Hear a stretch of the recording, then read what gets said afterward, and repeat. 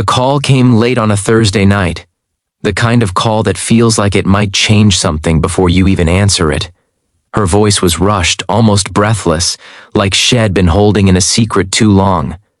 Before I could say hello properly, she said, "I need a boyfriend to meet my parents this weekend." I laughed, because that's what you do when something sounds ridiculous. Then she added, softer, almost embarrassed, "I don't want to go alone." That's when I realized this wasn't a joke at all. Before the story begins, take a quick second to support the channel. If you enjoy stories that warm your heart and remind you how powerful kindness can be, please subscribe, like this video, and share your thoughts in the comments. Your support helps this community grow here on your channel name. Now, let me tell you what happened next. Her name was Emily, and we weren't close friends. We worked in the same office building, different departments, same break room. We'd shared coffee machine small talk and polite smiles for about a year. She knew I was single. I knew she was too. That was the full depth of our relationship. So when she asked me to pretend to be her boyfriend for a weekend, I did what any reasonable person would do. I said, "Not sleeping on the sofa, right?" I was joking, but also not joking at all. She laughed, and that laugh carried relief in it. "I promise," she said. "I'll even buy you dinner. Just, please." Emily explained that her parents were old school. They lived in a small town in Ohio, the kind of place where neighbors still wave and parents still worry. Shed told them she was seeing someone serious, a lie that had gotten bigger every week. Now they wanted to meet him. "I just don't want to disappoint them," she said quietly. "They already think I am behind in life." That sentence stuck with me. Behind in life. I'd heard it before, mostly from myself, late at night. I don't know exactly why I said yes. Maybe it was curiosity, maybe loneliness, or maybe it was something simpler. She asked for help, and it felt wrong to say no. Saturday morning, we drove 6 hours in my old sedan, practicing our fake backstory like nervous actors before a play. Where we met, how long we'd been together, what kind of music I liked. She kept correcting me gently, never snapping, always smiling. That kindness eased my nerves more than she probably realized.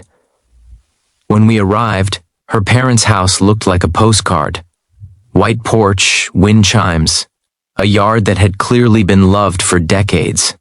Her mom hugged Emily like she'd been gone for years, then turned to me with hopeful eyes. "So this is him," she said. Dinner was loud and warm and full of questions. What did I do for work? What were my plans? Did I want kids someday? Emily's dad watched me carefully, like he was measuring my answers against something invisible. I did my best to be honest without ruining the illusion.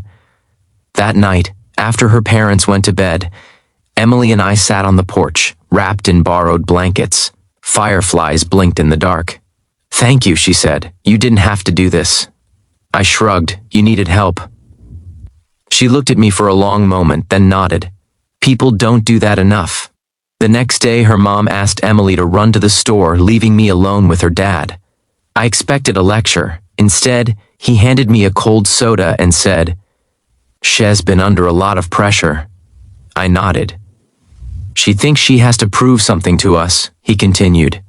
"I wish she knew we just want her to be okay." That hit harder than I expected.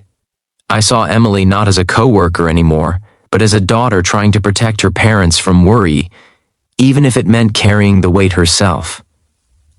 When we left Sunday afternoon, her mom hugged me again and whispered, "Thank you for taking care of her." The words felt heavier than they should have. I hadn't taken care of anyone, I thought.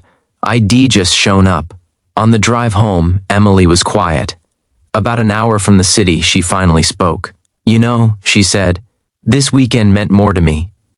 "Then you realize." I told her I was glad I could help. "No," she said, "I mean, I've felt invisible for a long time, like I was failing at everything. And you didn't treat me like that. You treated me like I mattered. I didn't know what to say, so I told the truth. You do matter."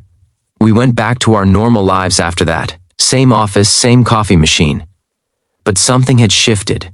We talked more, laughed more, checked in on each other on hard days. A few weeks later, Emily showed up at work with red eyes. Her mom had been diagnosed with early-stage cancer.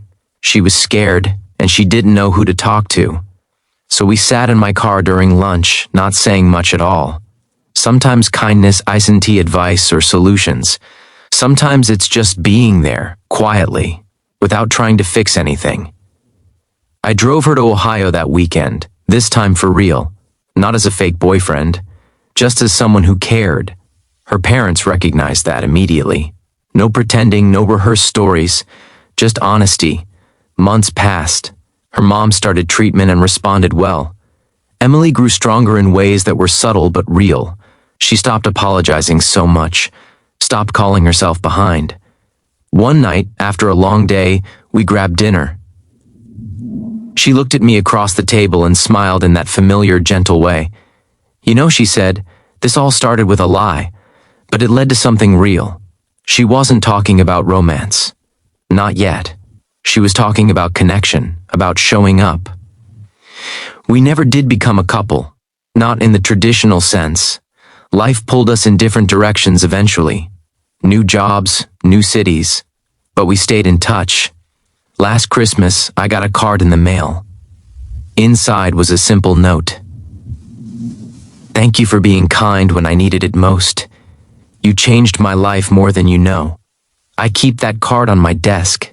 Kindness doesn't always look grand. It doesn't always fix everything. Sometimes it's just saying yes when you could easily say no. Sometimes it's sitting on a porch with someone who feels like they're falling behind and reminding them they're not alone. That weekend, I thought I was doing Emily a favor. Looking back, I realized she gave me something too, a reminder that showing up matters, that small acts of kindness can echo longer than we expect. So if someone asks for help this week, even in an awkward or unexpected way, consider saying yes. You never know how much it might mean, and maybe, just maybe, you'll walk away with more than you gave, because kindness has a quiet way of changing lives, starting with our own.